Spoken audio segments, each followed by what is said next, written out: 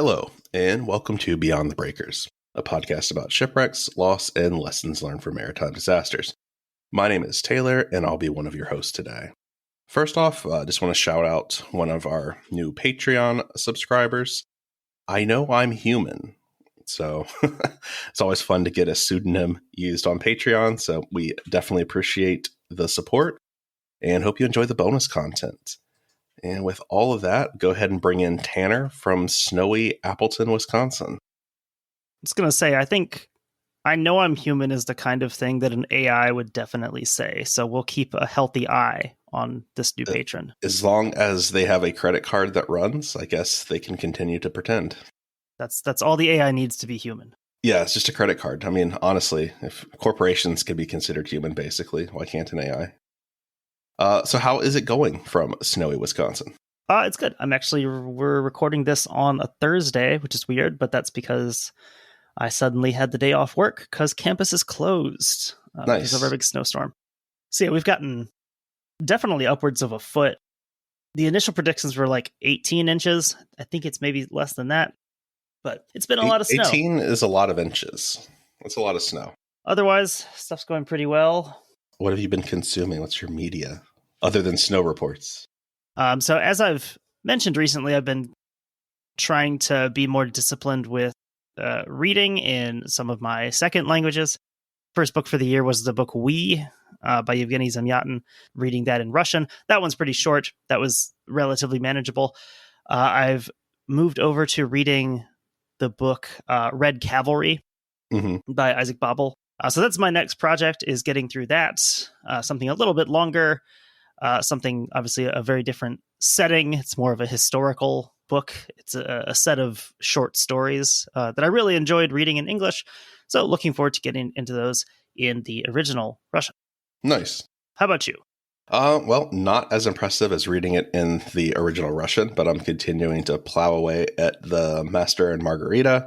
It's been really fun. I'm like halfway through it now. So I've kind of got to some of the bigger scenes that do happen. The first scene in the theater is pretty crazy. Like it's definitely got its hooks in me pretty good. So the hero has appeared. So it's great. It's fun. I've been enjoying it. It's nice reading a fiction book. Like I said, I haven't done that in a while. My other thing, ready for the NBA to resume tonight. I never thought I would say that. I'm excited. The All-Star break is over, so we get a lot of good games tonight and start the second half of the season. I don't know. I'm excited for that as well. Yeah, the last few days in sports were kind of rough because it's just like football's over, baseball hasn't started yet, and then there was a break in the NBA. Other than a couple good college basketball games, there wasn't much. Looking forward to that. I'm looking forward to baseball season, seeing more and more spring training news. So that's good. I mean, the Brewers are already struggling with injuries. Tyrone Taylor is going to be out for a bit. Not a wonderful start, but we'll see how the Brewers do. Yeah, that is always exciting. Kind of get that first sign of spring, I guess, when you start seeing like spring training stuff and everything. So, well, let's talk about something that isn't fun. Shipwrecks. Fun to talk about, not fun to do, I guess we should say. Yeah. Actually, and we'll keep it in the in El Central because we're going to go to Pittsburgh area today. Today, we're going to talk about the Elizabeth M. I know we were talking a little bit before we started recording. I actually kind of remember this one because we had just moved to Pittsburgh kind of in this time period. I remember it happening. I couldn't have told you any of the details of it or anything like that. I honestly thought it was a tugboat, and technically it's not. But you said you didn't really recall any of it. I mean, I would have been in 8th grade at this point. Shipwreck's not hitting too high on the radar at that point, right? Just trying to survive middle school. No, yeah, I think in 8th grade I was mostly obsessed with reading guitar magazines and like not being able to match any of the stuff that I was trying to do in terms of proficiency. And yeah, I feel like that was most of what I remember from 8th grade. That was the year we played the talent show. I do remember that. We played Moby Dick by Led Zeppelin, a song I had never heard before. We played it. Yeah, so that was my 8th grade, I guess. So no, I was not paying attention to riverine accidents. So a little background about the Elizabeth M. She's built in 1951, and she's owned by Campbell Transportation Company. 108 feet long, 26 and a half foot beam with an 8-foot draft. So pretty typical for like these towboats. If you've, lived in the Midwest, you've probably seen these things. She's manned by a crew of 7. Basically, these boats are designed to operate in shallow draft areas, and they're made to push barges.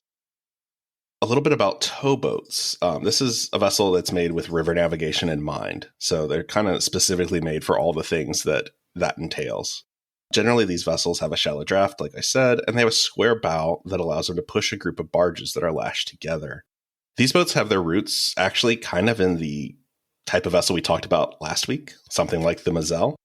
If you've read any Mark Twain story set on the Mississippi, you can kind of picture what we're talking about.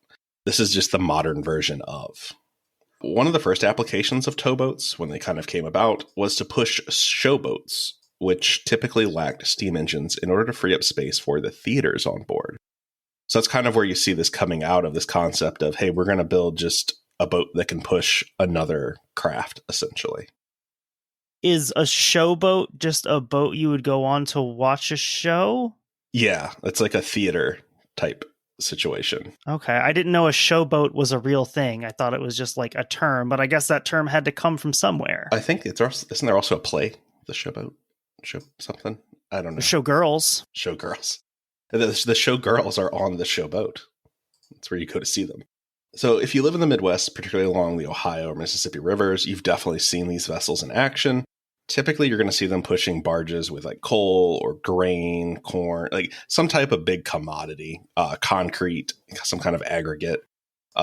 Back to baseball for a second. Great American Ballpark, where the Cincinnati Reds play, actually provides a really great view of these boats on the Ohio River.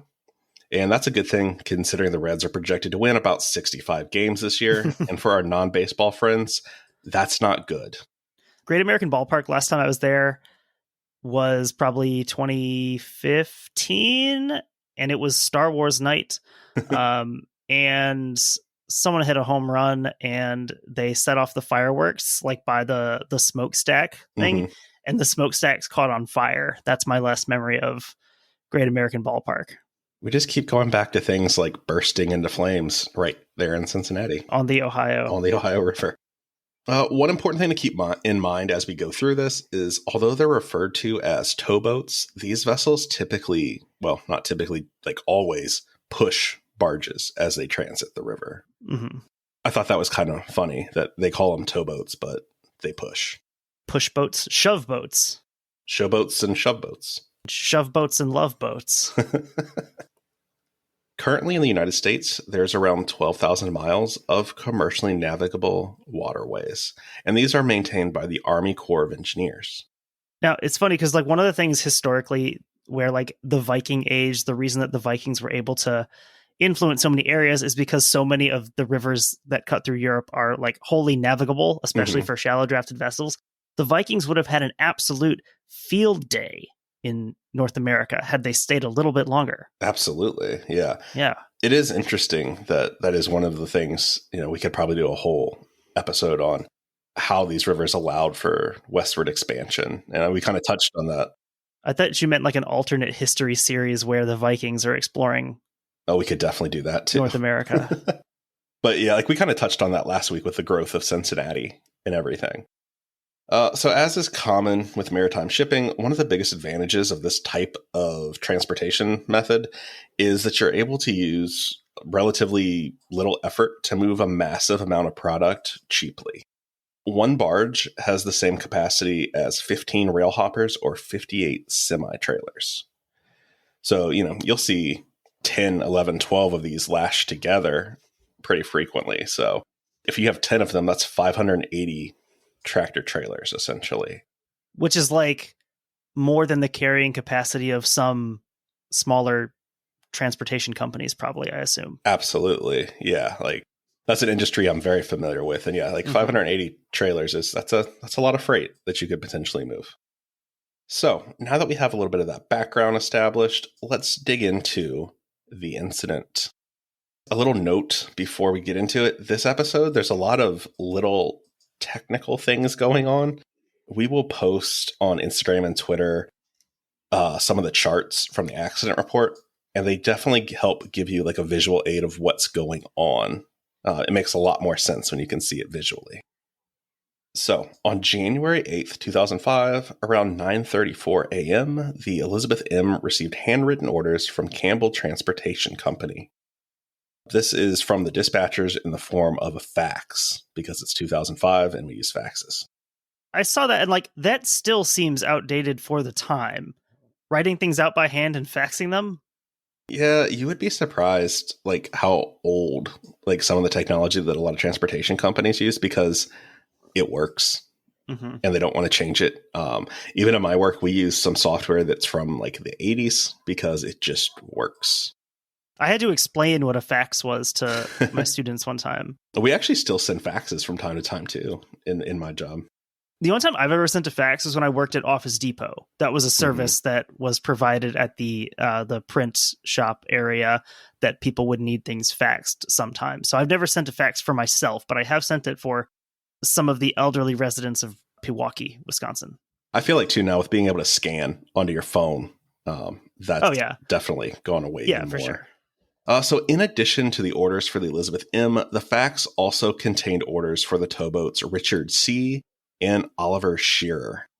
We'll attach a picture of that too. That is in the report, and it is literally just a handwritten note, essentially. Prior to receiving these orders, Elizabeth M. had been stationed at the W.H. Sammis Power Plant, and that's in Stratton, Ohio. This is at mile marker 53 on the Ohio River. So if you're looking on a map, this is basically just over the border from Pennsylvania into Ohio along the river. So do the mile markers on the Ohio River start at the confluence in Pittsburgh? Yes. Yeah, the mile markers have nothing to do with state borders. Right. So yeah, this is about 53 miles downriver from Pittsburgh. Okay. Elizabeth M.'s first order of business that day was to deliver 15 empty barges to DTC Environmental Services, and that's located at mile marker 47.3. So pretty short trip overall, and they're going upriver. Next, the towboat returned to Sammis Landing to pick up 4 barges that were delivered to the Georgetown Fleet, located at mile marker 39. That's kind of where this company operates out of. They have a lot of stuff there, so they're just moving some stuff around to get stuff staged and everything. But again, another pretty short trip overall, and all of these trips are actually in the same pool of water. They're located downriver from the Montgomery Locks and Dam. So they kind of talk about it as different pools if you're above or below a certain dam, essentially, because that's what really restricts your movement. That's the part that takes a while to get through. So the first 2 trips, they don't have to, go through there. But for their final trip, it's a little bit longer. They would be going to the Tomino Marine Incorporated Company, and that's located at mile marker 20 on the Monongahela River. So obviously a lot further, because you have to travel all of that distance up the Ohio and then another 20 miles into the Monongahela. And then I guess just to further our Pittsburgh connection here, if you look at a map of the city of Pittsburgh or an aerial view, you'll see the Monongahela is one of the rivers that joins to make the Ohio. The other one is the Allegheny. So we're on the Monongahela River here. Well, that's where she's supposed to go. Okay, she's getting there. Yeah, we're still going to be on the Ohio. So the trip was significantly longer than the previous ones that the Elizabeth M had completed that day. And in addition to that, the Richard C's final order listed on the fax was that she was supposed to link up with the Elizabeth M in Georgetown and assist her in delivering these 6 loaded coal barges to the Tomino Marine Company. So the biggest thing that's different here is that she's taking loaded barges, which are much heavier, upriver. And she's going to have to lock through the Montgomery Lock and dams. So it's important to remember that the trip would be against the flow of the river and with loaded barges. Like I said, this is a much more difficult trip than she had done earlier in the day, and it's much longer. High water warnings had previously been issued. However, they had since expired. So one important thing to remember is these rivers catch all of the water in the basin that they drain. So if there's rain even somewhere else, that can affect the water level in the river. And the higher the water level, generally the faster the flow. So the master of the Elizabeth M would later testify that he understood the orders as, I was to pick them 6 loads up and continue on up the river. if the Richard C. wasn't there, he would catch up with me at some point in time. And we go up together to them other loads that the Oliver Shearer was going to take. The master of the Richard C. would later state that he understood the orders as, I was supposed to meet the Elizabeth M. at Georgetown, get in tow with them to shove 6 loads back up river to Tonemo. So you can see that there's a little bit of a difference in what's going on here. The Richard C. is thinking that the Elizabeth M. will wait, whereas the Elizabeth M. thinks that the Richard C. will catch up to them. That's going to be kind of important as we continue to go through this, that everyone's not quite on the same page. Around 10 p.m. on January 8th, 2005, the Elizabeth M. completed building the tow with the assistance of the vessel Rocket. This was in Georgetown, so she departs Georgetown with the barges configured as 2 units wide and 3 units long. So these are the 6 loaded barges. She's able to achieve a speed of 3.5 miles an hour while traveling against the river current. So far, so good. You can see that she, in fact, did not wait for the Richard C. to link up with her. She's got her work done, and they're going to start this pretty long trip. One of the crew members would later testify that there had been discussions amongst the deck crew of the Elizabeth M. and Rocket about concern for the upcoming trip. There was concern that the river conditions might cause the barges to submerge or break the tow line. Furthermore, the crew member would testify that he relayed these concerns to the lead deckhand. However, these concerns were not sent to the pilot house. The lead deckhand would testify that he was not concerned about making the trip and that he was not aware of any concerns by the crew. The lead deckhand in this had 5 years of experience, while the crew member that claimed he raised concern only had 6 months. So definitely note the contradictory testimony. And I mean, this is kind of an example of poor crew resource management, right? I mean, how can the new guy know anything? Yeah, that and also if you're the more experienced person, if you're used to talking to more experienced people, then maybe what this less experienced person thinks of as raising a concern, maybe it didn't sound that way to the more experienced person, or it wasn't couched in the language that normally this thing would be if it was a serious concern about something. Mm-hmm. Around 10:40 p.m., the Richard C. was en route to Georgetown, and she was going to drop a single barge that she had in tow and then link up with the Elizabeth M. She had just reached the Montgomery Locks and Dam on her journey downriver, and she would begin the transiting process at 11:07 p.m. So she is headed downriver. They're headed in opposite directions currently because, the Richard C., she's still trying to catch up, essentially. She would complete the lockage process at 11:34 p.m. and continue proceeding towards Georgetown. Around midnight, it's noted in the Coast Guard report that the weather and river conditions began to deteriorate. How often do we say that in these stories? Mm-hmm. So back to 11 p.m., the Elizabeth M. makes her way past Old Lock 7. Here she notices a reduction in freeboard and a decrease in speed. This is actually a known phenomena when passing over Old Lock 7. 2 of the crew members were sent forward to monitor the situation. They noted that water is splashing onto the main deck, but it did not enter the cargo hoppers of the lead barges. Is this like a lock that is now totally underwater?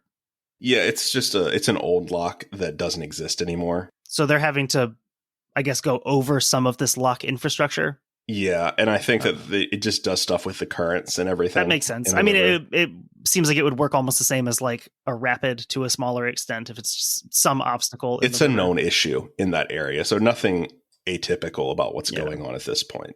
Upon clearing Old Lock 7, the vessel is able to increase her speed to about 2 miles an hour, which she would then maintain until getting to Montgomery Locks and Dam. Just after midnight, there is a conversation between the Elizabeth M. and the Richard C., and they arrange a passing agreement. The vessels would safely pass near Shippingport, PA, and that's around the 34.5 mile marker of the Ohio River. This raises a question, but I think the question I have will also be the question that the Coast Guard report has. So. Yes. What is your question? My question is if they were ordered, if the orders were to work together, and we know that there was that discrepancy, but I get, the question I would have is, so if these things are setting up a passing agreement, they're passing each other, but like, neither of them has a question about what the other one is doing. So you would think, especially if you were the Richard C., you'd be like, hey, what are you doing? yeah. So I've got questions. So there's no discussion between the two vessels as to why Elizabeth M. is seemingly deviating from the plan that had been sent by the company earlier in the day. Later, when asked by Campbell Transportation why the Elizabeth M. had left Georgetown without the Richard C., the crew member of the Richard C. stated that he didn't ask. Although he was observing something that deviated from the plan understood by the Richard C., the crew member failed to inquire with the Elizabeth M. or notify the master of the Richard C. So he doesn't even tell the person on board his vessel that might have a little more pull about what's going on. The president of Campbell Transportation would later testify that the crew member should have called the office when he knew that the Elizabeth M. departed Georgetown without the Richard C. Basically, yeah, like see something, say something. If you see someone not doing the thing we've told them to do, we need to know about it. Yeah, at minimum, just to cover your own ass and make sure that you have done your due diligence to get everything squared away. If plans have changed, then plans have changed, but it's like double check. Right. So without the Richard C., the president of Campbell Transportation and the master of the Richard C. did not consider the Elizabeth M. to be adequate to transport the 6 loaded barges in the current river conditions. So again, maybe if he had told the master of the Richard C. what was going on, he would have taken a little more direct action. So didn't consider the Elizabeth M. to be adequate for transport of the 6 loaded barges.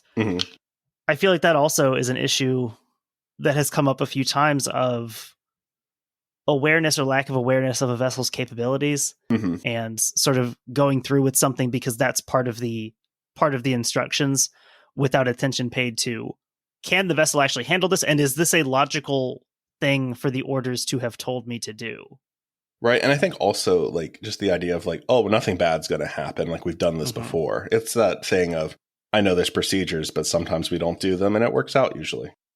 So the surviving master of Elizabeth M. would testify that he considered the Elizabeth M. to be adequately equipped for the task.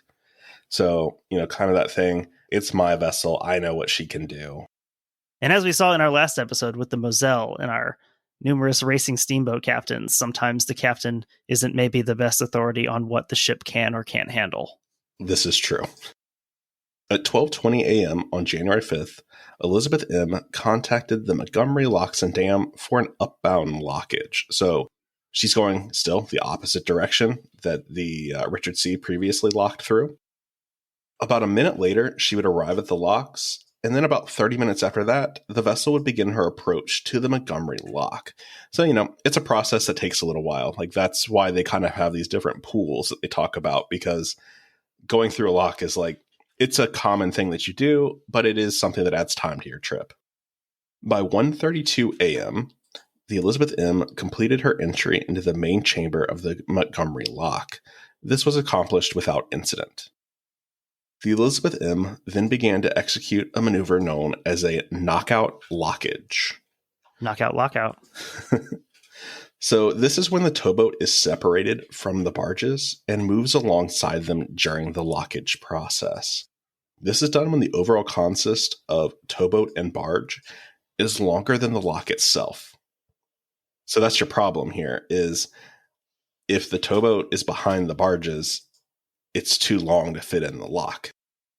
I pictured this like someone at like a hotel pushing a long cart into a elevator, and you're standing behind it, but maybe it's too long, and so you have to like move up next to it so that the door can close. Exactly. That's what's going to happen here, is that they're going to release the barges essentially in the lock and move to the side of the barges, because they have plenty of room widthwise. They just don't have it lengthwise. At the time of the Elizabeth M.'s transit, there's 3 people working in the Montgomery Locks and Dam. There's a lead lockman and 2 locksmen. As listed in the Coast Guard report, there's 5 operating conditions that are peculiar to the Montgomery Locks and Dam. Probably each of these locks have like unique characteristics. Some are probably easy, some are probably more difficult. Anytime you have something like this, like there's just no standardization in this process because there's so many factors that go into how deep the river is, how wide it is, what's the flow rate, all of that.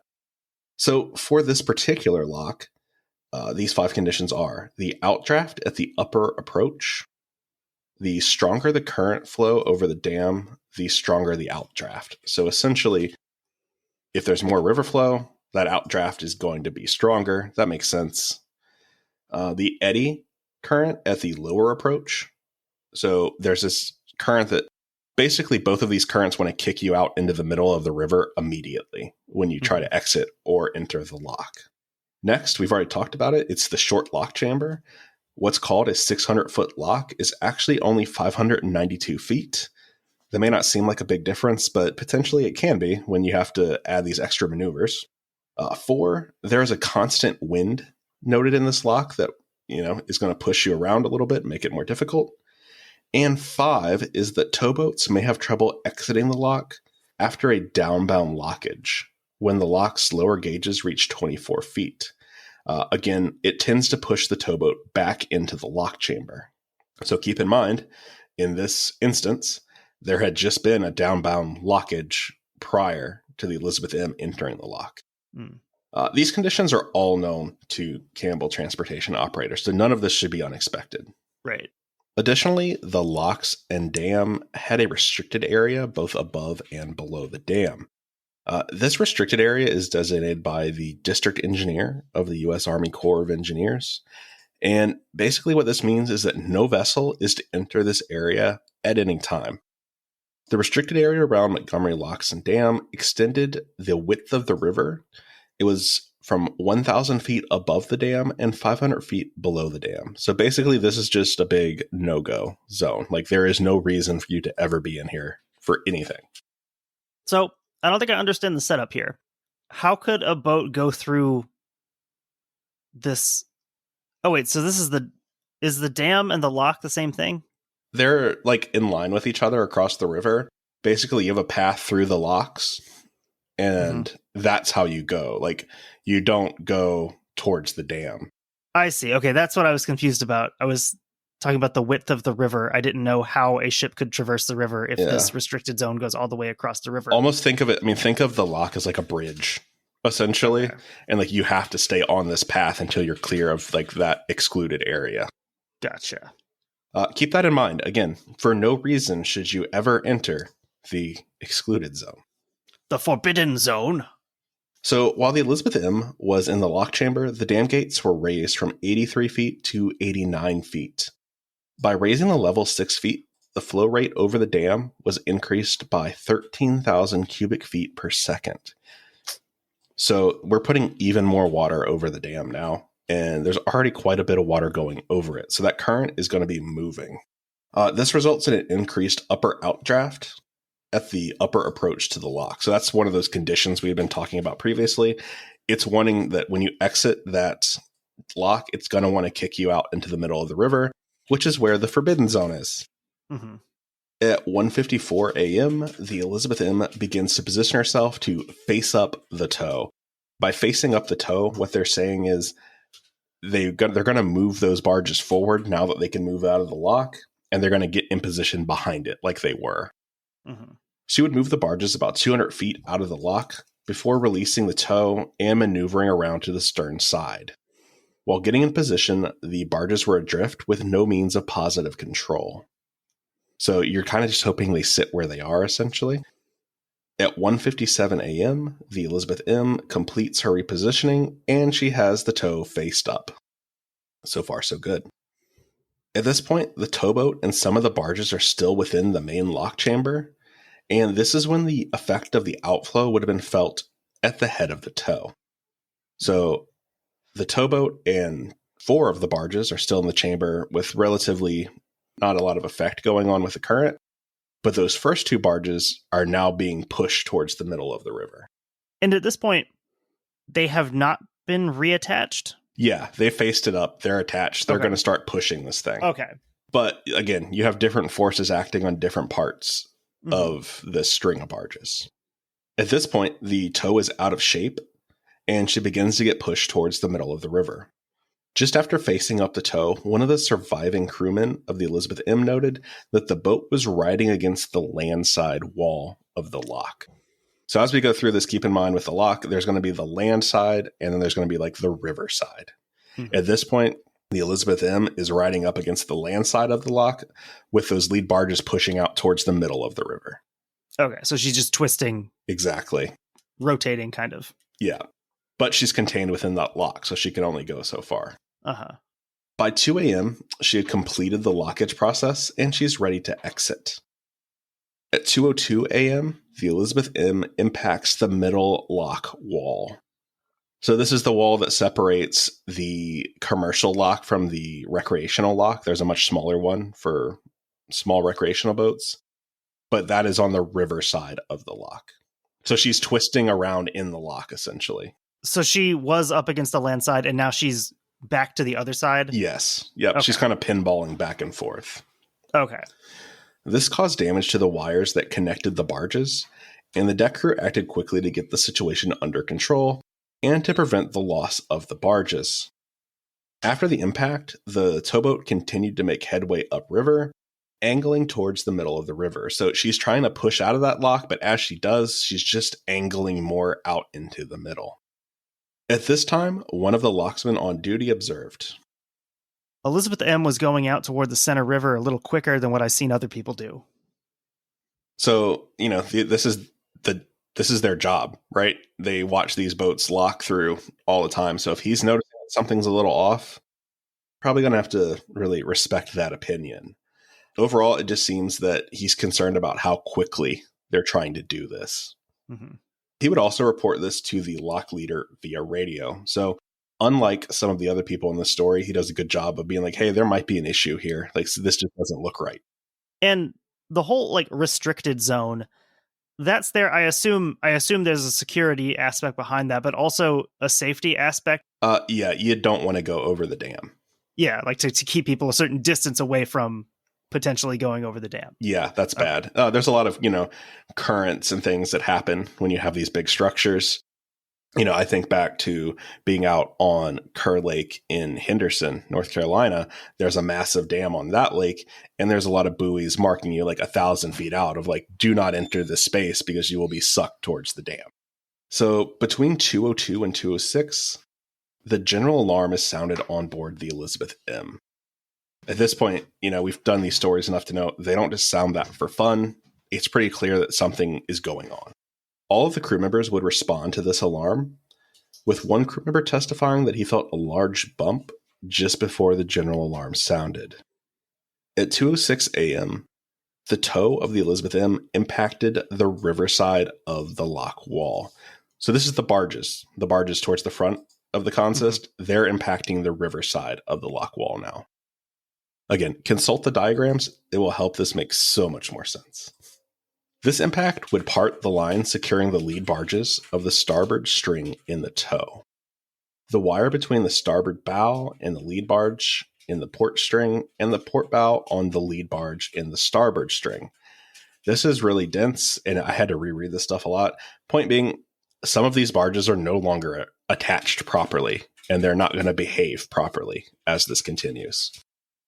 The starboard string lead barge swung around in front of the port string lead barge, and they ended up in a bow-to-bow configuration.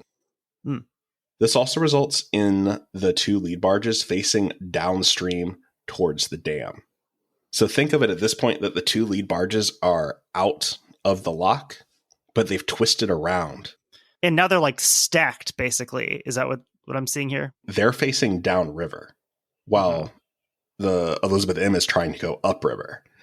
So you've got a problem. They're basically wrapped around the entry, the downbound entry to the lock. Okay. At this point, the lock leader asked via radio if the Elizabeth M required any assistance. The vessel would reply back, "I think we got it under control. I think we can handle it." Such typical men here. The crew then attempted to secure the barges to mooring cells on the river wall, which they were able to do. So there's a lot of tie-off points and stuff like that here for this very situation. This is something that happens. It's not supposed to happen, but it does. And, you can see that the crew doesn't seem that worried about it. And even the locksmen are like, "Do you need help? Oh, you don't? Okay." At this point, the master of the Elizabeth M noticed that the towboat was swinging towards the landside lock wall. So now The Elizabeth M is swinging back the other direction towards the landside wall. He ordered, "Fan your rudders, steer to starboard." Immediately after this order, the towboat's starboard quarter impacted the landside lock wall. So again, it's just that pinballing effect of going back and forth in the lock. So now as these the barges that are outside the lock, as they're being pulled around by the current, it's pulling the Elizabeth M harder against the wall. Exactly, kind of slamming her back into it. This would result in damage to the lines on the starboard side of the vessel. So again, every time this is happening, you're putting more strain and stress on these lines that are trying to secure these barges. I would imagine that the way that the barges are secured, I imagine they have a lot more, like, I don't know if tensile strength is the word for it, but more so than like side to side impacts that they're probably built to handle. I would imagine. Yeah, I mean, you're not really planning on this thing slamming whipping into these whipping walls. Back and forth and everything. This is not what they're meant to do. The tow would continue to rotate around the end of the river side of the lock, basically heading towards the dam. So these barges are continuing to want to go that direction.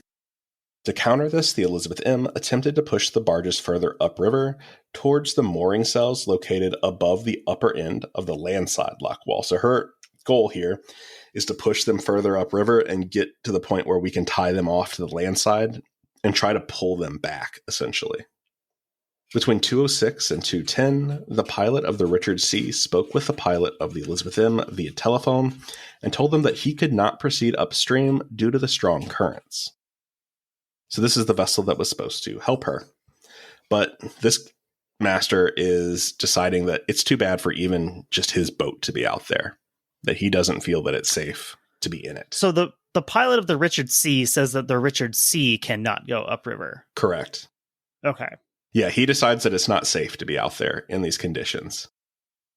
The Elizabeth M responded that he had 2 barges hanging over the outside wall and that he could not talk right now. The Richard C then contacted Campbell Transportation dispatchers and indicated that he thought the Elizabeth M was in trouble. So keep in mind, Campbell Transportation doesn't even know this is going on until now. Mm-hmm. The Richard C would then attempt to contact the Elizabeth M again, but was told they were too busy to talk. At 2:10, Campbell Transportation would make contact with Elizabeth M. The vessel indicated that they were kinda in trouble, and that the MV Lillian G was en route to assist. So at some point, they had made contact with this other vessel that was willing to come out there and try to help them correct this issue. At 2:14, Elizabeth M was able to push the tow up to the 800-foot mark on the landside wall. So, they're beginning to achieve the thing that they want to do. They're trying to get this thing away from the dam and upriver. But again, the whole time you're trying to push these loaded barges that aren't configured properly anymore against a really swift current without the help that you were supposed to wait for. At this time, it's reported to the pilot house that the stern barge in the port string is beginning to sink. Fearing that the barge might cause other barges in the tow or the towboat itself to sink, the order was given to cut the sinking barge loose. When this was attempted, the deck crew was unable to release the barge as the wires had tightened up and the barge had lost too much freeboard. There's too much tension on the lines to release these barges. Kind of what you were talking about, is that these lines aren't meant to be under these kind of stresses. So now they can't release this barge that's causing them even more problems. At 2:15, the Lillian G departs the Bruce Mansfield power plant in response to the call for help from Montgomery locks and dam personnel. So the crew at the lock had basically taken it upon themselves to call in extra help. That's the help that the captain of the Elizabeth M is referencing. She's located about 1 mile below the lock, so she's not too far away. At 2:18, after the unsuccessful attempt to release the single sinking barge, the decision was made to release the entire consist of barges. The Elizabeth M then positioned herself on the starboard side of the barges and placed a line onto the timber head of the starboard bow at the center barge. So basically what they're saying is, we can't release just the one, but we can cut all of them and then try to recapture them. Okay. Almost think like Apollo 13, like when you have to connect the 2 different craft. That's kind of what they're going to try to do, is cool. Recapture these things after they cut them loose. All right. But as we know, they're operating really close to this restricted zone. And by this time, the towboat and the barges were located well within this established zone. The river's continuing to push them towards the dam. She is able to recapture them. However, shortly after recapturing the barges, the towboat attempts to back her way upstream, but she's not able to make any headway. So she's basically trying to pull these now up the river, which we've talked about before is not something that they typically do. So they're in a bad position. The barges are not faced up, and they're trying to pull rather than push these things. So the whole thing is not good. They're in a very bad position. At this point, the decision is made to turn the barges loose. Again, essentially. After releasing the barges, the Elizabeth M attempts to turn to port and position her bow upstream. This resulted in the starboard side of the vessel colliding with the now free-floating barges. Attempts to move away from the barges were unsuccessful. Basically, they can't control the vessel anymore. That's why you don't go in the restricted zone. And they're having to try to do that amongst now all of these big, heavy pieces of debris. But yeah, free-floating loaded coal barges. Yeah. So it's impossible to control this craft. At 2:19, the Lillian G, while en route to assist, notices two barges adrift, partially submerged. And keep in mind, she's below the dam. That means that these two submerged barges would have had to have gone over the dam. Right. Upon arrival at the lock, she sees the lights of the Elizabeth M above the dam. Seconds later, these lights were gone. At 2:20, the Elizabeth M went over the Montgomery Dam. One of the locksmen would testify.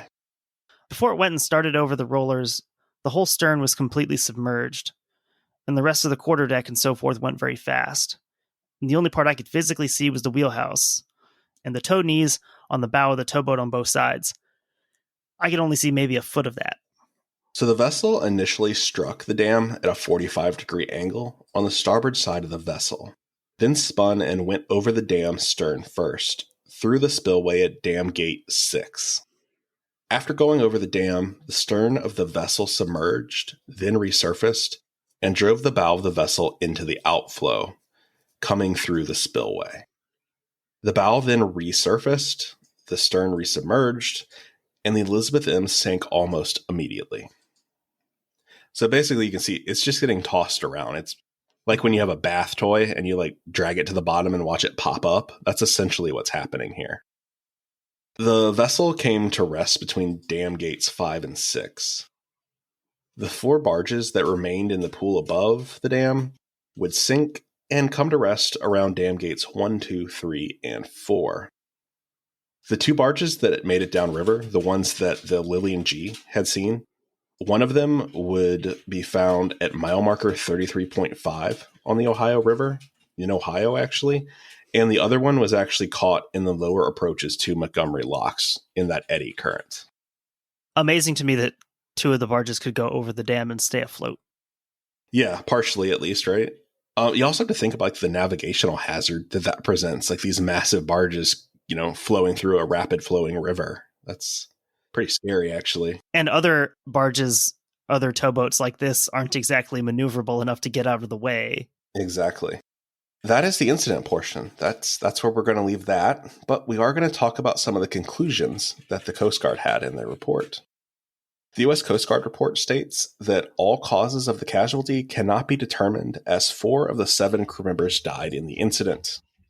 There are gaps in conflicting times, and some of the information provided by witnesses doesn't always match. Most of these are minor and do not affect key events, and it's noted that this is common in eyewitness testimony. But it does make it hard to definitively prove some things. The high water conditions on the Ohio River contributed to the loss of the vessel. It's noted that the U.S. Coast Guard, Army Corps of Engineers, and the maritime industry were all using different standards for making determinations of when vessels were operating in high water conditions on the Ohio River. And that's pretty common. I think we see that a lot, that different organizations all have different standards. But really, when everyone's trying to work on the same things, there really should be one standard across the board. Yeah, I mean, I guess a comparison would be other conditions that are of concern to ships and boat traffic is something like wind speed. It's like Hmm. that's something that everyone agrees on how we're measuring this, and there's standardized ways of discussing it. Exactly. I mean, most weather things, right? Like, what is a tornado watch? What is a tornado Hmm. warning? Like, Right. everyone needs to have the same standard in that regard. Approximate cause of the casualty was the departure of the Elizabeth M and the barges without the assistance of the Richard C. There's evidence of misconduct on the part of the master of the Elizabeth M for disobeying company orders by departing Georgetown without assistance. There's evidence of negligence by the pilot of the Richard C for not taking appropriate actions when he knew the Elizabeth M had departed Georgetown in violation of company orders. That's what we were talking about.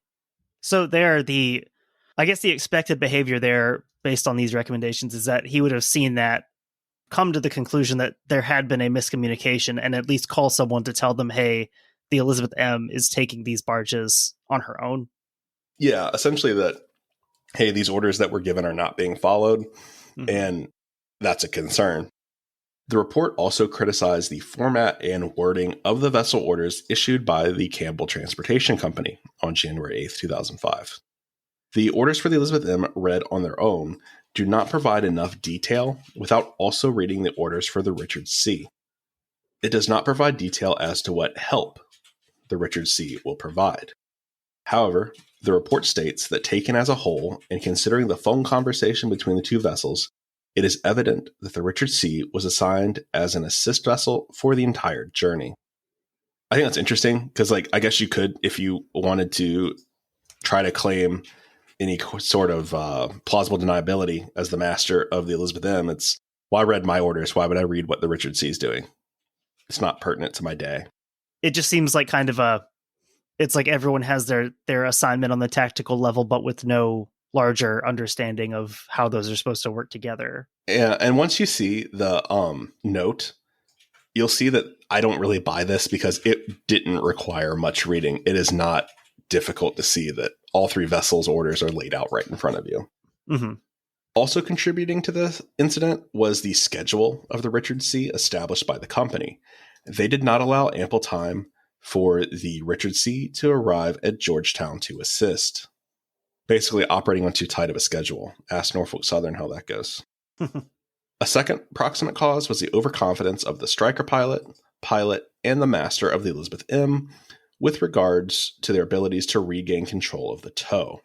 Basically, the whole thing is caused by overconfidence by the leadership on board the vessel. As the chain of events unfolded, there were many opportunities to make decisions and take actions which would have prevented all or part of this casualty. The key decisions and events that allowed the chain of events to happen are as follows. 1. The decision of the striker pilot to continue shoving the tow out of the lock chamber and towards the open river after the initial collision and before regaining full control of the barges as at the head of the tow. So essentially trying to force this thing out of the lock. That's bad. 2. The decisions of the pilot to remove the line that had been secured between the riverside lock wall and the tow after the second collision.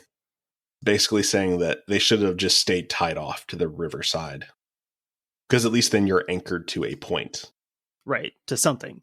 The decision of the master to shove the tow out of the somewhat protected area between the landside lock wall and the riverside lock wall into the open river in an attempt to reach the mooring cells at the upper end of the landside lock after the third collision. So this is when they try to move 800 feet up and tie off to the landside. Again, you're trying to fight the current and you're at least protected if you're within the lock. It's not ideal, but you're not risking someone's life at that point.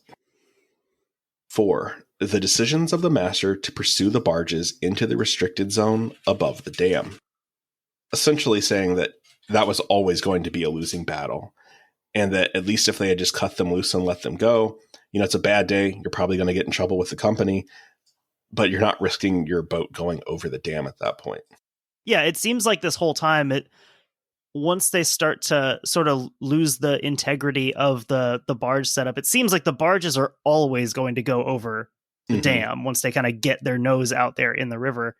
But yeah, like you said, if you're cutting it loose, then like, yeah, someone's going to get chewed out. Someone might get fired, but at least no one dies, probably. Right, exactly. Next, the report notes actions that saved lives. They note that the actions of the Army Corps of Engineer personnel at the lock resulted in the successful rescue of 3 individuals. The response by the crew of the rocket saved the lives of 2 survivors, while the actions of the Sandy Drake and the crew of the Lillian G saved the final survivor and assisted in the quick recovery of 3 bodies.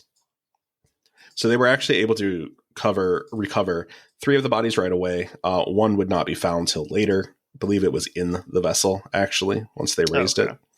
But at least they're able to get pretty quick resolution as to that. Next, we have recommendations.